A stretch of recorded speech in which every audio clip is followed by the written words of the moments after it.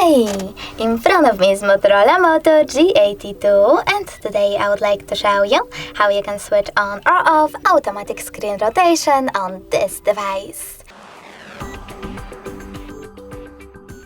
First of all, going to tap menu.